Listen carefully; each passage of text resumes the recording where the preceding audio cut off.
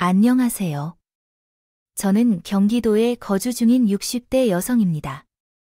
귀하고 소중한 아들 한 명이 있습니다. 그렇듯이 다른 모든 부모님들처럼 내 아들이 몸과 건강히 행복하게 살길 바라며 60년 동안 살아왔습니다. 그러다 보니 걱정하는 내용들만 달라졌을 뿐이지 매년 아들을 걱정하면서 살아온 것 같아요. 어릴 적에는 제발 아프지 말고 건강하게 자라길 바랬고 청소년 시기에는 부모보다 더 나은 삶을 살길 바라며 열심히 공부하길 바랐습니다. 그리고 성인이 된 지금은 좋은 배우자를 만나 행복한 가정을 이뤄나갔으면 좋겠다 생각했습니다. 그래서 배우자를 만나고자 기도했던 것이었습니다. 같아요. 제발 좋은 짝을 만나게 해달라고 말해야 해요. 또 언제 아들이 결혼할지 말해줄까요? 홀로 속을 태웠던 것 같은 느낌이 들어요. 하지만 제 기도가 부족했는지 어제 아들이 만난 여자의 문제가 아주 크다는 것을 알게 되었습니다. 정말 큰일을 치를 뻔했어요. 이 이야기를 오늘 이곳에서 나누려고 해요. 우리 가족이 겪은 영화 같은 이야기를 하려고요. 젊은 시절에 남편을 만나 가정을 이룰 때만 해도 저는 단란하고 행복한 가정을 꿈꿨어요. 하지만 그 꿈은 이루어지지 않았어요. 남편이 사고로 세상을 떠나며 저와 함께하는 관계를 끝냈어요. 어린 아들을 혼자 둬야 했어요. 남편이 먼저 세상을 떠나버렸고 그 후로 홀로 아들을 키우며 애썼습니다. 부모가 자식을 책임지는 것은 당연한 일이지만 여자가 혼자 아이를 키우는 일이 쉬운 것일까요? 그래서 밖에서 무시당하지 않게 독하게 살며 별별 고생을 해왔습니다. 하나뿐인 아들에게 최선을 다하고자 노력해왔습니다. 몸도 아프고 피곤해도 쉬지 못했고 돈이 부족해도 자존심을 지키며 애써왔습니다. 하지만 아들을 키우면서 조금씩 행복해지고 있습니다. 아빠 없이도 잘 자라고 있는 아들 덕분에 세상에서 겪는 힘든 일과 속상한 일을 겨우 잊고 살아갈 수 있었습니다. 사정이 별로 좋지 않아서 항상 못낸 것만 마음에 걸리지만 착실하고 잘 자란 아들은 성인이 된 후에는 지금까지 겪은 힘든 일에 보답하기 위해 열심히 살아왔습니다. 한 번도 실망시키지 않고 언제나 제게 우선 생각해주는 착한 아들이었어요. 아들 덕분에 지금은 그간의 어려움을 잊고 행복하게 지내고 있습니다. 아들은 회사에서도 잘 지내고 있고 그 덕분에 나도 걱정 없이 지낼 수 있었지만 결혼을 고려할 나이가 되어도 제게만 신경 쓰는 아들이라 이런 것도 걱정되기도 했습니다. 엄마를 위해 고생한 아들을 호강시켜주겠다고 다짐하더니 정말로 결혼도 하지 않고 평생 어머니와 함께 살 생각인지 결혼은커녕 연애하는 소식조차 들리지 않아 애가 탈 수밖에 없었어요. 하지만 그렇다고 괜히 말을 꺼내 잔소리나 부담이 될까 우려했기에 말도 못했고 아들에게 하루빨리 좋은 인연이 찾아오길 기도할 수밖에 없었어요. 그런 제 소망이 이루어질 것인지 어느 날 아들이 연애한다는 사실을 알게 되었어요.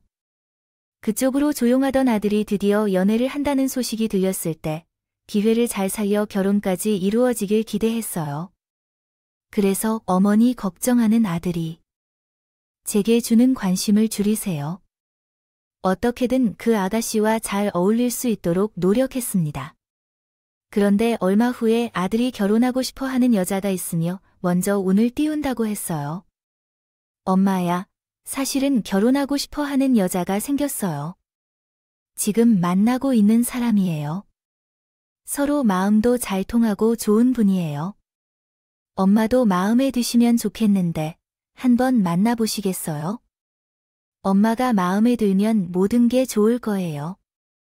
분명 좋은 여자일 텐데요. 그럼 그 아가씨는 어떤 분이죠? 그리고 아들을 통해 알게 된 여자친구의 상황이 어떤지 궁금합니다. 언뜻 듣기에도 평범하지 않다.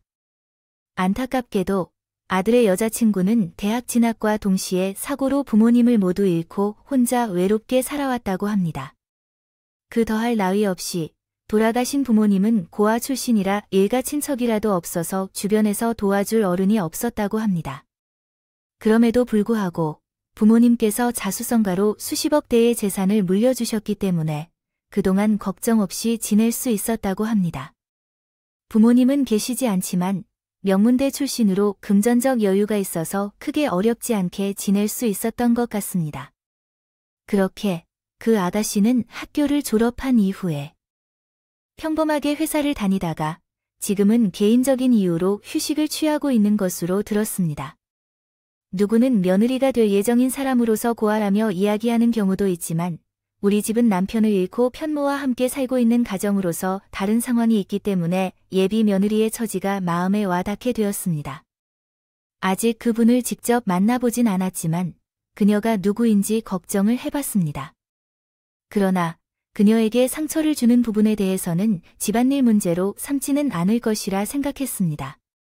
아들에게 미리 말씀을 전하고 난 후 저는 아들의 여자친구를 만날 기회를 가질 수 있었습니다. 이는 첫 만남이었기 때문에 상견례처럼 크게 생각하지 않고 그냥 만나게 되었어요. 차 한잔 하자고 말하며 밖에서 만나게 되었어요. 그렇게 만나게 된 우리 아들의 여자친구는 참 착하고 싹싹한 예쁜 아가씨였어요. 일찍이 부모를 잃고 많은 어려움을 겪었을 텐데 얼굴에 그늘이나 슬픔 없이 밝게 보이는 모습이 참 마음에 들었어요. 게다가 저희 아들을 많이 좋아한다는 것을 듣고 정말 다행이라 생각했어요. 어머니도 정말 좋아하셨다니 정말 기쁘네요. 제가 앞으로 어머님과 선호 씨를 정말 잘 대할 테니 허락해 주신다면 정말 감사하겠습니다. 사실 제가 부모님을 일찍 잃은 탓인지 옛날부터 행복한 가정을 꾸릴 수 있다는 게 꿈이었거든요.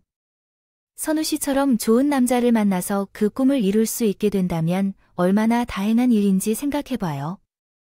그래서 결혼을 하게 된다면 집에서 살림을 하면서 선우 씨를 내조하고 싶어요. 제가 돌아가신 부모님께 물려받은 재산이 있어서 경제적으로 큰 어려움이 없고 그래서 가족을 더욱 소중히 여기고 싶어요. 명문대를 졸업했기에 회사를 다니지 않고 저희 아들을 내조하겠다는 예비 며느리의 말에 놀라기도 하고 호강이업이 없다는 느낌 때문에 감사하기도 했습니다. 제가 예전에 남편을 만나 꾸던 꿈처럼 며느리도 그런 행복을 꿈꾸는구나 생각이 들었어요. 그 마음을 누구보다 이해했기 때문에 그런 예비 며느리의 모습을 직접 보게 되니 더 이상 제가 고민할 만한 일이 없겠다 싶었습니다. 그래서 저는 그 자리에서 결혼을 허락하게 되었습니다. 둘은 충분히 잘할 것이라고 생각하며 아이들에게 결혼 준비를 전부 맡기고 그 후 아들을 통해 결혼 진행 과정을 듣게 되었습니다. 그러던 중 정식으로 결혼에 관련해서 저에게 설명을 해주며 예비 며느리로서 집으로 찾아와 인사를 하겠다고 아들과 예비 며느리가 알려왔습니다. 결혼을 주관하는 집안 어른이 저밖에 없어서 이제까지는 크게 신경 쓰지 않았는데 애들의 이야기를 듣고 보니 그렇게 하는 게 맞다고 생각이 들었어요. 따라서 애들이 정식으로 인사를 하러 쳐들어올 것입니다. 오는 날을 정했습니다. 처음에는 처음 보는 사이도 아니고 뭐 형식적인 만남이라 크게 신경 쓰이지 않았어요. 그러나 애들이 집으로 찾아오기로 한 날이 점점 다가오자 이대로 편하게 애들을 맞아선 안 된다고 생각이 듭니다. 귀한 손님으로서 며느리가 집을 찾아오는 거니까 제대로 된 대접을 해야 된다고 생각했어요. 그때부터 며느리가 좋아한다는 음식을 아들에게 알아낸 후로 급하게 준비를 하게 되었습니다. 그러다가 아주 우연한 기회에 예비 며느리를 밖에서 만나게 되었어요. 밖에서 그것도 우연히 예비 며느리를 만나니까 더 반가운 마음이 드는군요. 들었습니다. 여태까지 객지에서 아들과 단둘이 살아오다 보니 내 가족이 될 새로운 사람을 밖에서 만난다는 것이 설레고 기분 좋은 일이었습니다. 그 반가운 마음에 며느리에게 아는 척을 하려고 했는데 사람이 많은 번화가에서 그런지 며느리가 제 목소리를 못 들었던 것 같았습니다. 그래서 제 목소리를 못 들은 며느리를 부르려고 뒤를 쫓아가게 되었는데 그때 이상한 모습을 목격했습니다. 며느리가 여성 전용 술집이 있는 상가로 들어가는 모습이었습니다. 2층짜리 건물에 며느리가 계단을 올라가고 있었기에 그 술집으로 들어간다고 생각할 수밖에 없었죠. 제가 나이가 들어 젊은 사람들. 유흥에 대해서 잘 알진 못했지만 시사 프로나 뉴스를 통해 며느리가 들어간 곳이 어떤 곳인지 대충 짐작이 되었습니다. 그래서 믿을 수 없었어요. 곧 결혼을 앞둔 며느리가 남성들이 나오는 여성 전용 술집으로 들어간다는 것이었거든요. 그 충격에 잠시 제자리에 서 있었던 저는 그 술집으로 들어간 사람이 제 며느리가 맞는지 제 두 눈으로 확인해보고자 했습니다. 제가 며느리와 닮은 사람을 착각했을 수도 있었으니까요. 그래서 상가와 마주보는 반대편 도로 앞에서 며느리라고 생각했던 여자를 무작정 기다리게 됐어요. 몇 시간 동안 도로 끝에 앉아 기다렸는데 제가 목격했던 여자가 였습니다. 며느리는 아니길 빌었지만 잔뜩 술에 취한 채 술집 남자 종업원의 어깨에 기대어 밖으로 나오는 며느리를 보게 되자 제 기대는 산산조각이 나버렸습니다. 그때까지 알고 있던 며느리와는 맞나 싶었습니다. 그날 밤 여성 전용 술집에서 나온 여자는 부모님을 사고로 잃고도 꿋꿋이 자라온 명문대의 모범생이었던 며느리와는 전혀 다른 모습의 사람이었기 때문입니다. 아무렇지 않게 외관 남자의 몸을 만지는 며느리를 제 두 눈으로 보고 난 뒤로는 어쩔 수 없이 며느리에 대해 의심할 수밖에 없었습니다. 이제까지 제가 보아온 며느리의 모습이 좋은 면만 보여주려는 의도된 것일지도 모르겠다고 생각하면서 말해야겠지만 그래도 하룻밤의 일로 모든 것을 판단하기에는 이르지 않았습니다. 그래서 일단은 지켜보기로 했어요. 며칠 후에 약속한 날짜에 아들과 예비 며느리가 제 집으로 찾아왔는데 저는 아무 일도 없었던 것처럼 평소대로 행동했어요. 그런데 그날 밤에 본 며느리의 모습을 생각하며 몇 가지 질문을 하게 되었습니다. 유리, 너는 내 친구들과 결혼 전에 파티 같은 거 안 했니? 저번에 TV 보다가 우연히 본 거야? 우리 때는 그런 건 없었는데 요즘 젊은 사람들은 함께 천녀 파티 한다고 해. 혹시 제가 어떤 오해를 하고 있는 건가요? 처녀 파티, 그게 나쁜 용어인가요? 나쁜 용어는 아니에요. 원래 결혼 전에 친구들과 한데 모여 밤새도록 노는 것을 가리키는 말이었어요. 요즘에는 건강상의 이유로 파자마 파티라고 말해요. 일부 사람들은 클럽을 가거나 술을 마시면서 결혼 후에 할 수 없게 될 놀이를 즐기기도 해요. 그러나 조용한 호텔방을 빌려서 친구들과 함께 기념하고 즐기는 경우도 많아요. 저도 친구들과 호텔에서 맛있는 것을 먹으며 사진을 찍으면서 보내려고 해요. 그래요. 아이고, 제가 말하는 도중에 잘못 말했나 싶어서 당황스러웠어요.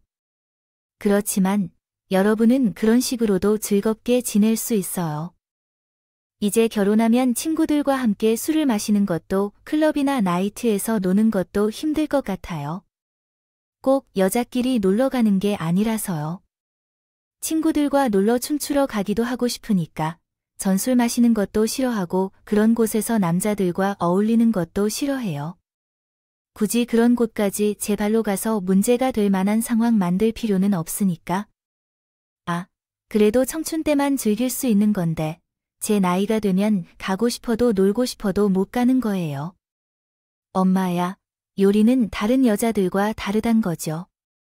술이나 유흥 같은 건 얼마나 힘든데요. 유리를 만나게 된 것도 정말 기적 같은 일이라고요. 학교 다닐 때도 그렇고 회사 다니는 동안에는 술집 같은 곳을 안 다녔고 남자들이 고백을 해도 전부 거절했다니까요. 그래서 클럽에 못 갔다고 하고 친구들과 술을 조금 더 마시지 못했다고 아쉬워하는 유리가 아닌데 그러니까 걱정하지 마세요. 맞아요. 선우 씨 말처럼 제가 너무 노는 줄 몰라서 그게 아쉬운 일인지도 모르겠어요. 굳이 그렇게까지 놀아야 한다는 생각도 들기도 하고요. 며칠 전에 보았던 모습과는 달리 며느리는 다시 요조숙녀가 되어 있었습니다. 느낌이 신경 쓰입니다. 그럼 며느리의 모습을 보면서 오히려 안심이 되기보다는 더 불안해졌습니다. 저렇게 아무것도 모르는 순진한 모습으로 제 질문에 대답하는 며느리를 보게 되니 분명 꼭꼭 숨기고 있는 모습이 더 있을 거라 생각했죠. 남 일도 아니고 내 아들과 관련된 일이니 그냥 넘길 수 없었어요. 그래서 직접 며느리를 조사하기로 마음먹었습니다. 우선 며느리 뒤를 따라다니며 미행을 했지만 아들과 결혼 준비로 바쁜 탓인지 저번 밤처럼 수상한 행동을 하진 않았어요. 며느리는 아들을 만나는 시간을 제외하고는 대부분의 시간을 집에서만 보냈죠. 다른 방법을 이용해 며느리가 어떤 사람인지 확인할 필요가 있었습니다. 그렇게 다른 방법을 고민하다가 떠올렸어요. 방법은 며느리의 학교 친구들을 만나보는 것이었어요. 대학 친구부터 점점 내려오다 보면 며느리의 숨겨진 모습을 확인할 수 있을 거라고 생각했습니다. 그러나 대학 친구부터 유년 시절 친구들까지 며느리의 여러 친구들을 만나본 결과 다른 수상한 점을 찾을 수 없었어요. 제 예감이 틀렸던 것인지 별다른 사실을 확인할 수밖에 없었죠. 물론 며느리가 말한 내용과는 다른 점들이 있었지만 그런데 누군데? 유리에 대해 물었나요? 아, 나는 효리의 시어머니가 될 사람이에요. 별건 아니지만 유리에 대해 궁금한군요. 점이 몇 가지 있어서 확인하고 싶으시다면 유리 시어머니가 되셨다고 하셨나요? 그럼 유리가 결혼을 한 것인가요? 언제인가요? 아직 결혼한 것은 아니고 곧 우리 아들과 결혼할 예정입니다. 그런데 유리는 대학교 친구들 중에서 가장 친한 사이라고 들었는데 유리의 결혼 소식은 듣지 못했나요? 제 정보에 의하면 유리는 거의 친한 친구처럼 지낸다고 하던데. 학교 다닐 때 친했던 것은 사실이지만 유리가 휴학하면서 주변 사람들과 연락을 끊고 그 이후로는 연락이 끊겨 있습니다. 그때부터 현재까지 유리의 소식을 알지 못하고 있었습니다. 휴학한 이유희 알고 계신가요? 소문에 따르면 병가를 쓰기 위해서 휴학했다는 것 같다고 합니다. 들었는데 확실한 이유는 아무도 몰라요. 몇 년 있다가 후배들도 모르게 자퇴했으니 네, 그럼 유리가 대학에 입학하기만 하고 졸업한 건 아니라는 말이에요. 네, 뭐 자퇴했으니 대학 졸업을 못했죠. 모르셨어요? 대학을 졸업했다는 말과 달리 며느리는 대학 입학 후 학교를 정상적으로 다니다 갑자기 어느 날 돌연 휴학을 했다고 했어요. 자세한 이유는 친구들도 잘 모른다고 했지만 휴학서를 작성할 당시 병가로 알린 것을 봐선 몸에 문제가 있었을 거라고 추측하고 있었죠. 그때부터 대학 친구들 중 아무도 며느리와 연락이 되지 않는다고 했습니다. 그리고 연락이 되지 않았던 건 다른 친구들도 마찬가지였어요. 가장 오래된 사이라는 친구도 몇 년 전부터 며느리와 연락이 되지 않는다고 말했죠. 그러나 그것 외에는 모든 게 며느리와 아들에게 들었던 내용 그대로였습니다. 부모님께서는 수십억 대의 자산가도 맞았고 사고로 일찍이 돌아가시게 되어 그 모든 재산을 며느리가 상속받았던 것도 맞았습니다. 또한 며느리가 학창시절 내내 바르고 모범생이었다고 친구들 모두가 입을 모아 말했죠. 다른 모습이 있다고 한다면 대학 휴학을 하기 전까지죠. 며느리를 기억하는 친구들은 모두 그녀를 소심하고 조용한 성격으로 기억하고 있었어요. 그러나 제가 며느리를 가까이서 본 적이 있을 때에는 밝고 활기찬 외향적인 성격이었습니다. 결국 대학 졸업 거짓말을 한 부분을 제외하면 대부분의 이야기는 사실이었습니다. 성격이 변한 것은 왜냐하면 어떤 사건을 계기로 변할 수도 있거나 저희 가족으로 생각하며 친구들에게 보여준 모습과는 조금 다른 편안한 모습을 드러낼 수도 있기 때문일 수 있었어요. 대학 졸업 거짓말에 대해서 크게 문제 삼고 싶지는 않았습니다. 사실 대학 입학이나 졸업은 어렵지 않았기 때문이죠. 또한 결혼 후 아들을 낳기로 하겠다는 것도 있었지만 여기까지인 것 같습니다. 며느리의 대학 졸업 여부는 얼마나 중요할까 생각했습니다. 그러나 며느리가 그날 밤에 가진 모습과 휴학이 된 병명에 대해서는 좀 더 확인이 필요해 보였습니다. 이 둘 다 제 아들과의 결혼에 큰 영향을 줄 수 있는 사항이었기 때문입니다. 그래서 며느리에 대해 더 알아보기로 하고 그녀를 따라가기로 결정했습니다. 그런 과정에서 예비 며느리가 수상한 남자와 만나는 것을 직접 목격했습니다. 사람이 사람을 만날 때 어떻게 수상할 수 있겠습니까? 그러나 남자와 만나는 며느리의 모습도 이상했고 이상한 남자 역시 며느리를 만나는 것이었습니다. 평범한 사람처럼 보이진 않았어요. 우선 며느리가 이상하다고 느끼게 된 건 외출할 때 온몸을 꽁꽁 숨기는 것처럼 옷을 입고 나왔다는 이유였어요. 지금까지 며느리를 뒤쫓아가며 확인한 결과 노출을 하고 싶었으면 그렇게 옷을 입지 않았습니다. 그러나 그 남자를 만날 날은 그리 춥지는 않았지만 며느리는 옷과 모자, 스카프 등으로 온몸을 감싸고 있었어요. 그리고 그런 며느리를 만난 남성은 한눈에 봐도 평범한 삶을 살아온 사람으로 보이지 않았습니다. 다른 사람들의 시선을 신경 쓰는 것 같았어요. 화려한 패턴의 셔츠를 입은 것처럼 언뜻 드러나는 문신들과 험악한 인상까지 누가 보더라도 조폭이나 어두운 일과 관련된 사람이라는 것을 알 수 있을 정도였었어요. 그런 사람과 만남을 가지는 여자의 모습은 수상하게만 보일 수밖에 없었습니다. 그래서 이번에는 제가 모르고 있던 여자의 다른 모습을 확인할 수 있겠다고 생각하며 발각될 위험을 감수하면서까지 가까이 접근하게 되었어요. 두 사람이 만나 이야기를 나누고 있던 카페 뒷자리에 앉았었어요. 그리고 조심스럽게 대화를 나누고 있는 두 사람의 이야기를 듣게 되었죠. 굳이 이렇게까지 할 필요는 없었을 텐데 또 의뢰를 맡긴 걸 보면요. 큰일이 있나 봐요. 언제부터 다른 사람의 일에 관심을 갖게 된 건가요? 작업만 하는 사람이 의뢰인 개인의 일까지 처리해야 한다는 건 한 번도 아니고 두 번이나 그렇게 작업을 의뢰하니까 궁금해졌어요. 그리고 이전에도 말했지만 제공한 민증으로 충분히 공식 절차를 받아도 괜찮다는데 왜 다시 이렇게 작업을 의뢰하려고 하는 건지 궁금합니다. 내 실력을 믿는다면 다시 이렇게 작업을 의뢰할 이유가 없을 텐데요. 제 능력을 의심한다면 굳이 다시 저에게 연락하여 작업을 부탁하는 이유가 무엇인지 궁금합니다. 그래서 어떤 사정이 있나요? 믿기 때문에 이렇게 다시 만나서 작업을 의뢰하는 겁니다. 그러나 어떤 문제도 발생시키고 싶지 않아요. 만약 어떻게 될지 알았더라면 처음에 할 때 두 가지 작업을 요청할 거라 후회하고 있어요. 이 정도면 궁금한 부분은 해결된 것 같아요. 그러면 이제 작업을 빠르게 끝내주세요. 그럼 작업은 어떻게 진행되어야 할까요? 이전과 같은 내용으로 작성하고 다른 내용은 기존과 동일하게 유지될 예정이에요. 조금 얘기가 길긴 하지만 제가 결혼하게 되어 신혼여행을 떠날 때 필요한 작업인데요. 그래서 꼭 결혼식 전에 마무리해 주시길 부탁드립니다.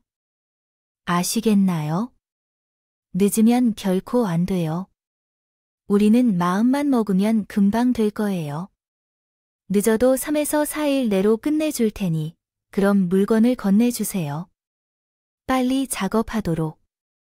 며느리와 수상한 남자가 나누는 수상한 대화 내용을 엿들었을 때 그 일이 무슨 일인지 알게 된다면 며느리의 본래 모습을 확인할 수 있을 거라고 생각했습니다. 그래서 결심을 하고 며느리가 수상한 남자에게 건네주고 있는 봉투를 중간에서 낚아챘어요. 그 과정에서 갑작스러운 움직임에 모자가 벗겨지면서 며느리에게 제 정체가 밝혀졌습니다. 뭐야? 당신 누구야? 누구냐? 남의 물건을 함부로. 어머님, 왜 여기 계시나요? 그건 제 물건인데 잠깐만 확인하고 돌려주세요. 나중에 설명할 테니 이해해 주셨으면 좋겠어요. 미안하다, 유리야. 봉투를 가로챈 사람이 저라는 걸 알게 된 며느리는 너무 당황스러웠습니다. 순간 사고가 정지된 것처럼 보였어요. 그때를 놓치지 않고 봉투를 가지고 도망치려고 했지만 나이든 몸뚱어리로는 생각처럼 움직이지 못했고 너무 굼뜬 며느리에 비해 더욱 더 어려웠습니다. 빠르게 도망치려고 했지만 결국 며느리에게 붙잡혀버렸어요. 어떻게 해서든 봉투를 가지고 도망치려는 저와 그것을 빼앗기지 않으려는 며느리 사이에서 몸싸움이 벌어졌습니다. 어머님, 지금 어떻게 하시려는 건가요? 이 물건이 무엇인지 알아내서 이렇게 버리지 마세요. 속히 놓아주세요.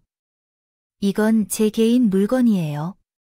내가 왜 이런 행동을 하는지 이해하기 어려우실 거겠지만 정말 잠깐만 확인하려고 합니다. 확인만 하고 돌려줄 테니 이해해 주세요. 그래서 왜 내 물건을 확인하려 하시는지 묻고 싶어서요. 속히 놓아주세요. 계속 이런 식으로 하면 경찰을 불러야 할 거예요. 그럴 때부터는 어떻게든 모든 법적으로 해결할 거라고요. 이 물건을 속히 내놓으세요. 갑작스런 나의 행동에 놀라고 기분이 나빠지실 수도 있었지만 며느리가 필요 이상으로 흥분한 모습을 보였습니다. 욕만 하지 않았을 뿐이지 목소리와 표정 모두 나를 잡아먹을 것처럼 보였어요. 그런 모습에 며느리가 더 수상하게만 보였습니다. 거기다 나와 며느리 때문에 사람들의 시선이 집중되자 자신의 정체가 알려져서 좋을 게 없다는 것처럼 며느리와 수상한 대화를 나누던 남자는 자리를 떠나고 있었어요.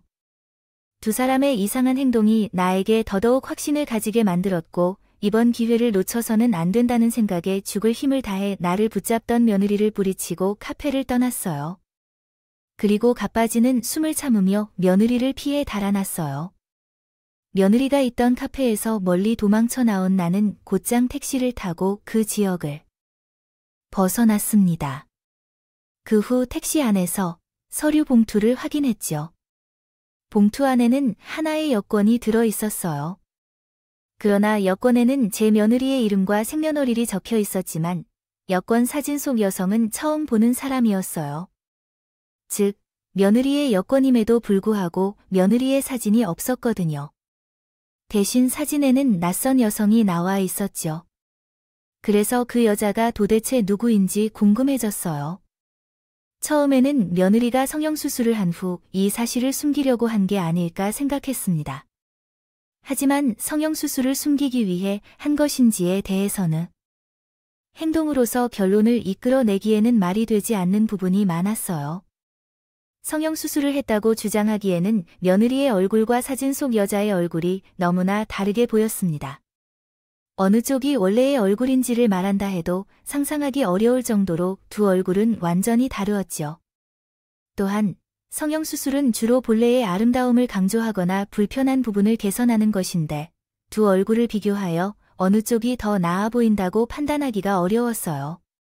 게다가 성형을 했다고 주장했다 해도 신혼여행을 앞둔 상황에서 굳이 새로운 여권을 신청하지 않고 수상한 작업을 의뢰하는 이유가 설명되지 않았죠. 이러한 상황에서 점차 한 가지 결론으로 모든 의심이 몰리기 시작했습니다. 하지만 제 머릿속에 있는 생각을 섣불리 결론짓기는 순순하지 않았어요. 확인이 필요했죠. 그래서 며느리의 과거 친구들을 다시 찾아가기로 했습니다. 제 생각이 맞다면 며느리가 숨긴 내용이 여권 속에 있다면 그걸 확인시켜줄 사람이 며느리의 오랜 친구들일 것이라고 생각했어요. 그리고 그렇게 만나게 된 며느리의 친구들에게 놀라운 이야기를 들었어요. 처음에 그 여권을 며느리 친구들에게 보여줬을 때 하나같이 이상한 점이 없다고 말해왔습니다. 자신들이 알고 있는 친구 김유리가 맞다고 했어요. 요리 맞아요. 생일도 맞고요. 이 여권에서는 전혀 이상한 점이 없는데 왜 그러세요? 아니죠. 이 얼굴이 맞다고요. 확실해요.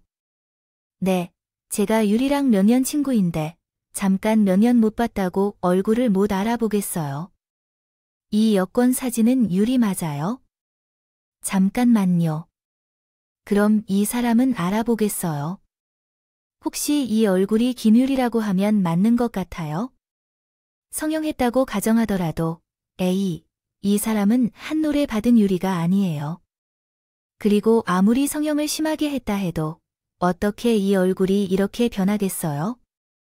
예쁘고 안 예쁜 걸 떠나서 얼굴 골격부터 다른데.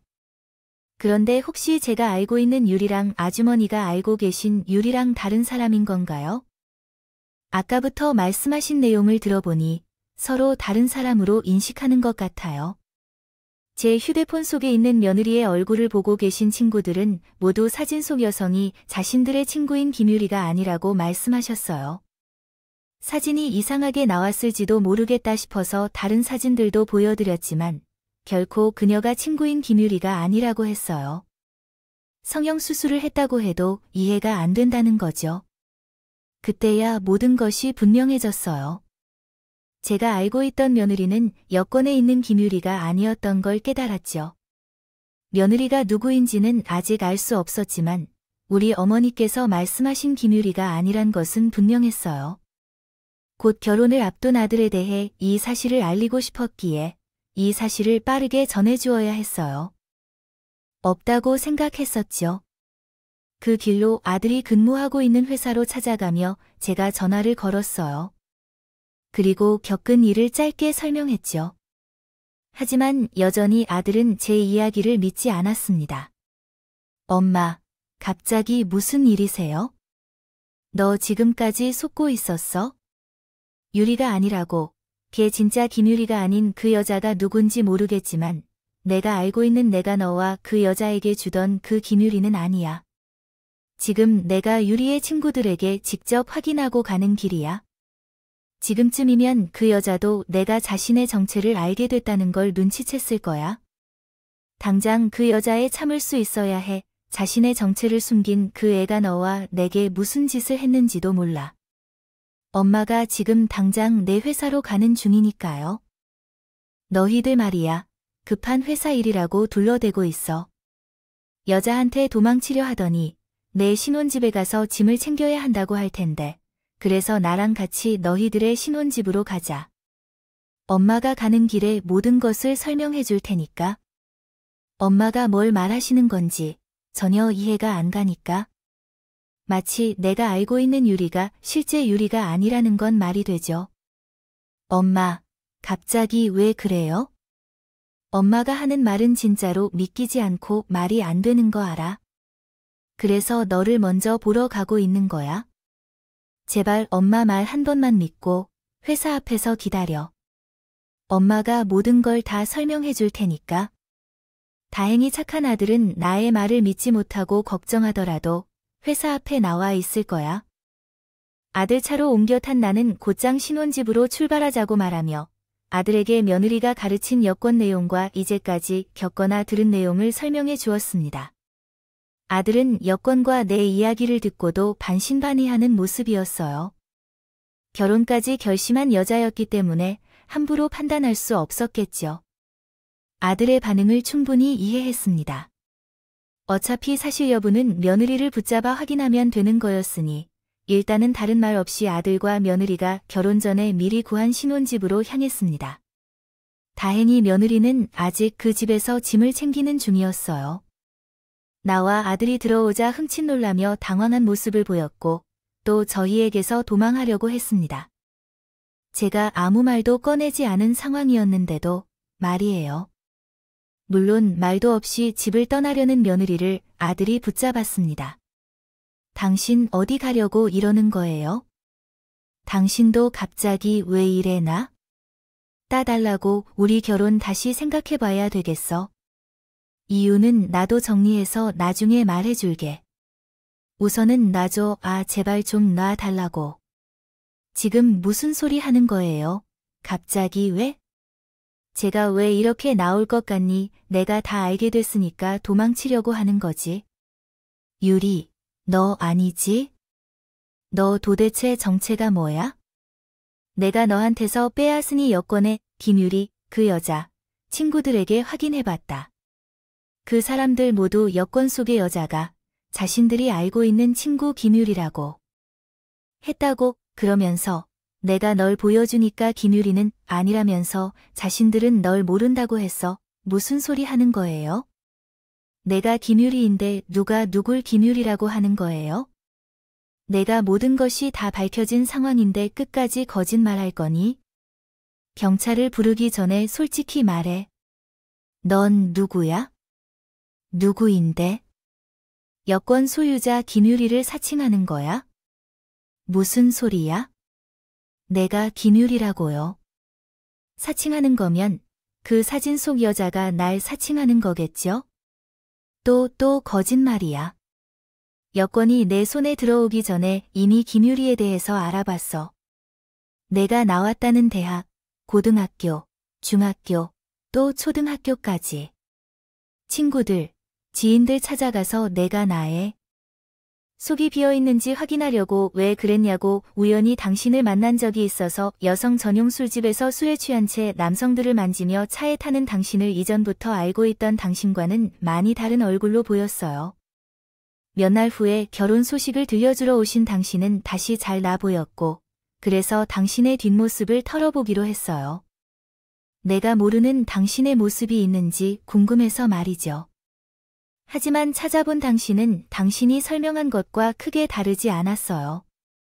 다른 것은 대학을 졸업하지 않았다는 것, 휴학한 적이 있다고 밝히고 주변 사람들과 연락을 끊었다는 정도뿐이었어요. 그리고 더 조용했던 성격이 더 활발해졌다고 하더라고요. 그것은 개인적인 사항으로 별거 아니라고 생각했어요. 또한 여성 전용 술집에서 일한 것도 어떻게든 이해가 돼요. 하지 않았지만 내가 직접 물어보고 확인할 수 있으면 넘어갈 수 있으며 그렇지 않으면 선호에게 말하려고 했어. 그래서 조금만 뒤를 쫓다가 보게 된 거야. 그 카페에서 여권을 넘기고 있는 너를 보고. 물론 그 당시에는 이 정도 큰 문제라고는 생각지 못했지만 그러니까 내가 우리에게 말한 김유리가 아니라는 것은 확실해. 이 정도면 이제 인정하고 어떻게 된 일인지 말해.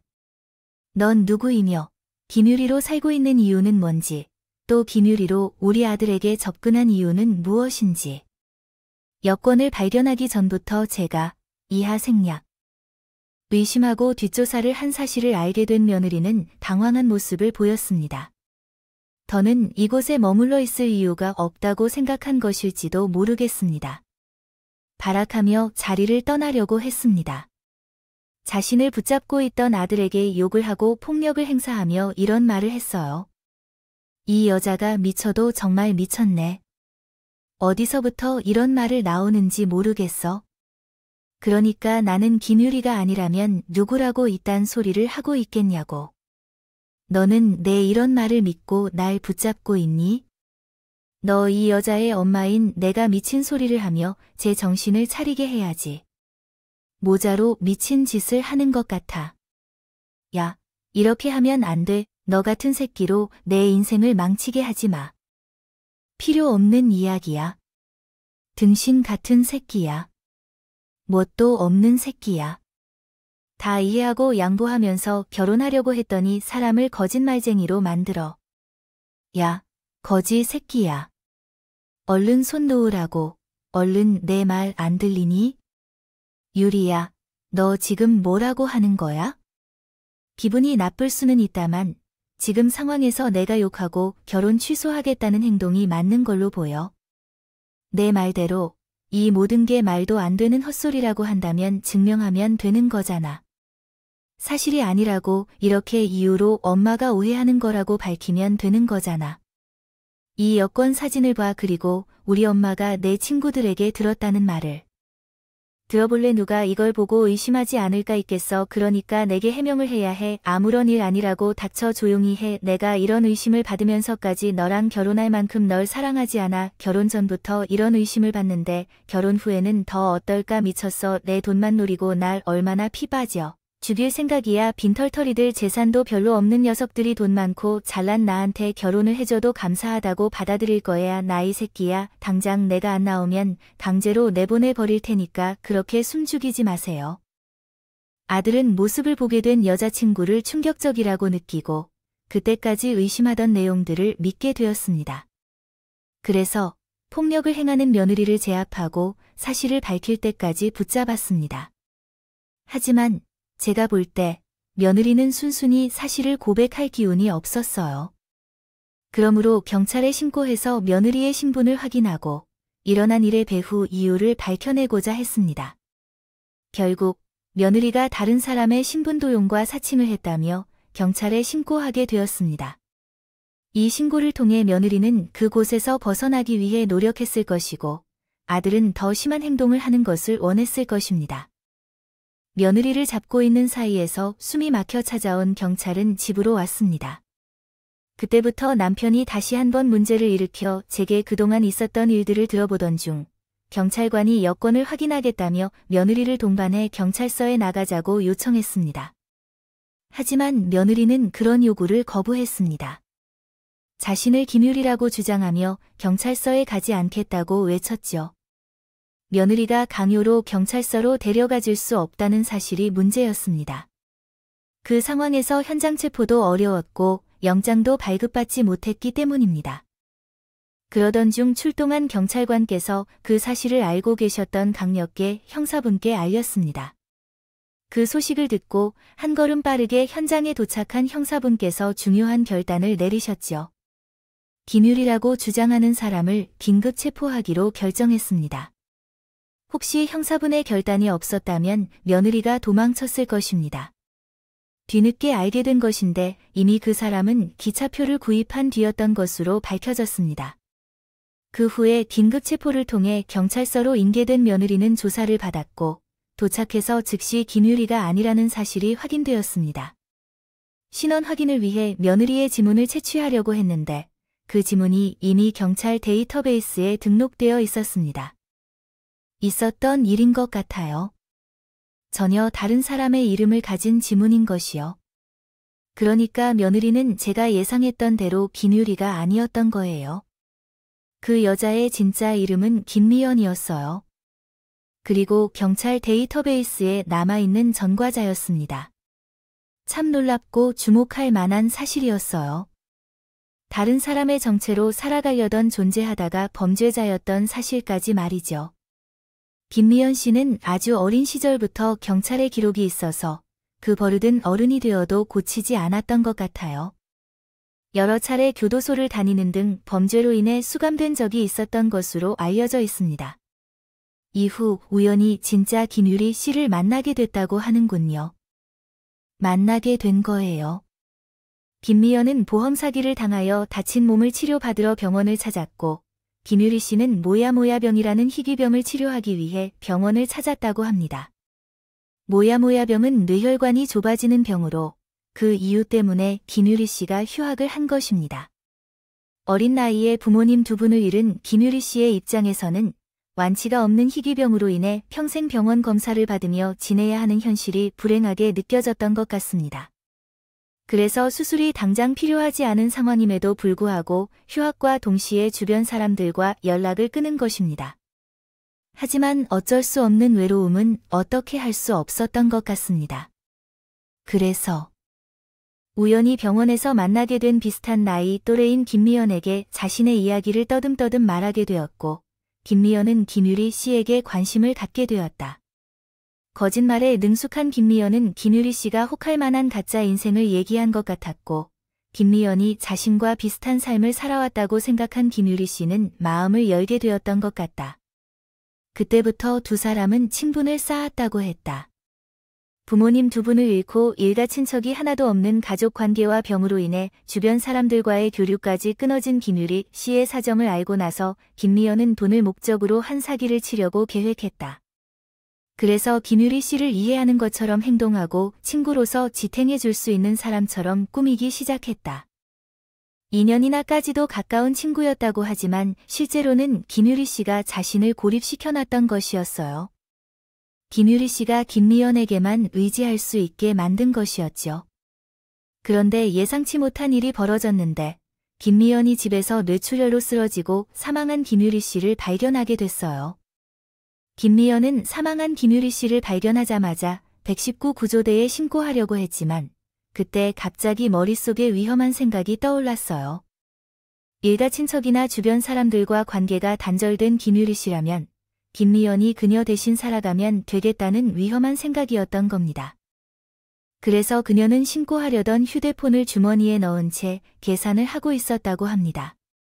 자신이 김유리로 살아갈 수 있는지 없는지를 결정하려고 하던 그녀가 몇 날 며칠 동안 그 계산을 하던 중 김미연은 충분히 김유리로 살아갈 수 있다는 결론에 도달했다고 말했습니다. 그런 결심을 하게 된 근거는 지난 2년 동안 김유리가 이 세상에서 김미연을 가장 신뢰해왔기 때문이었습니다. 그래서 김미연은 김유리의 대부분 정보를 알고 있었으며 여러 비밀번호도 확보한 상태였다고 합니다. 김유리를 알고 있는 지인들만 만나도록 하기로 결심했으며 그것도 이미 주변 사람들과 단절된 상태였습니다. 삶을 살고 있던 김유리 씨 덕분에 어려운 일이 아니었고 그때부터 김미연은 김유리 씨의 삶을 빼앗아 살게 되었습니다. 저 또한 다른 사람의 삶을 빼앗아 살면 우리나라에서 허용되는 일인가 생각했지만 크게 어려운 일이 아니었던 것 같아요. 물론 신분을 확인해야 하는 상황이 종종 있었지만 그럴 때는 위조한 신분증으로도 충분히 삶을 이어갈 수 있었다고 해요. 그리고 일상생활을 하면서 신분증을 확인받아야 하는 경우가 많지 않아 김유리 씨로서의 삶을 이어가는데 문제가 없었던 겁니다.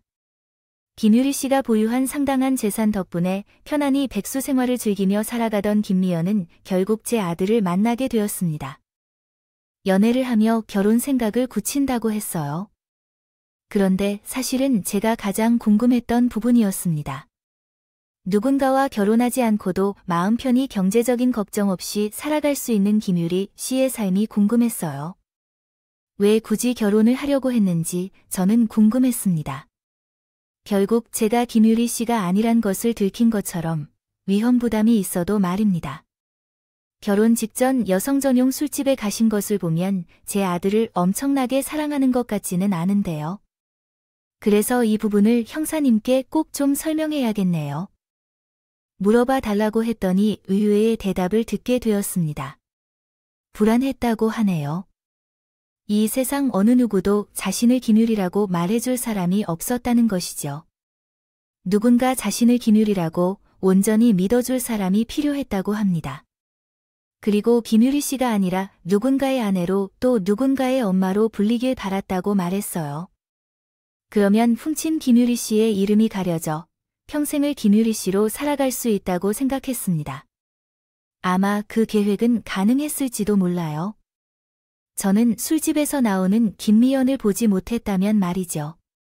또 김미연이 사전에 위조된 여권을 만들었거나 위조된 신분증으로 정식 여권을 발급받았다면 내가 목격했던 모습도 김미연의 능숙한 거짓말 능력으로 위기를 넘길 수도 있었을 것입니다.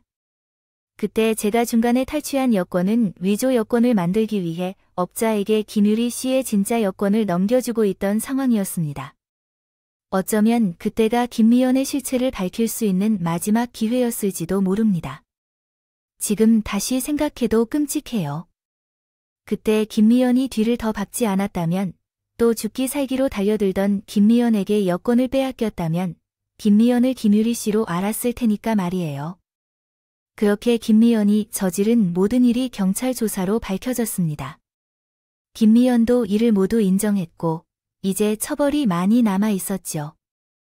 김미연은 사체 유기와 공문서 위조, 그리고 특수적인 절도와 사기죄로 처벌받게 되었습니다. 그러나 이미 다물어지지 않은 충격적인 범죄와 비교했을 때 그녀의 처벌이 높지 않았습니다. 그녀는 징역 16년을 선고받았으며 이는 그녀의 전과로 인해 가중처벌이 이루어진 것입니다. 김미연이 김유리를 살해하지 않았다는 이유로 더 높은 형을 선고받지 못한 것입니다. 물론 김유리 씨가 뇌출혈로 인해 사망한 것은 다른 주장이 있지만 김유리 씨의 유해에서 다른 외상이 발견되지 않았으며 희귀병으로 인해 뇌출혈이 발생할 수 있다는 이유로 그 주장이 받아들여졌습니다. 요약하면 간략한 이유와 상세한 설명이 함께 이루어진 것입니다. 처벌을 받았지만 개인적으로는 김미연의 징역이 짧다고 느꼈어요. 하지만 추가적으로 저희 모자가 할 수 있는 일은 없었습니다.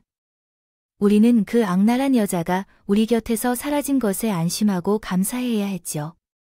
김미연이 처벌을 받은 이후로 아들과 저는 그 사건에서 놀란 마음을 진정시키느라 꽤 오랜 시간을 보냈어야 했습니다. 안 좋은 일들은 보지 않고 좋은 일들에만 집중하려고 노력했죠. 또한 김미연과 관련된 상황을 최대한 떠올리지 않으려고 노력했습니다. 그런 노력 끝에 최근 들어서야 저와 아들 모두가 그날의 사건을 어느 정도 잊고 평범한 삶으로 돌아온 것 같아요. 지금까지 아예 그 사건이 생각나지 않는 건 아니지만 큰 감정 없이 일상을 보내고 있습니다. 중이에요. 아들 선호도 과거를 잊고 새로운 인연을 시작하고 있는 중이고요. 이런 일이 흔히 겪을 수 있는 것은 아니니 비슷한 일이라도 우리 모자에게 다시 생길 것으로 생각하지 않고 있습니다. 다만 저가 겪었던 김미연이라는 여자처럼 잔인하고 악랄한 인간들이 평범한 우리들 사이에 섞여 지내고 있다는 걸 여러분께서 알고 주의하시길 바라고 있죠. 그리고 저와 제 아들이 큰 일을 겪지 않았으면 좋겠습니다. 여러분께서는 악인에게 엮이지 않기를 바라며 제 사연은 여기서 마치도록 하겠습니다.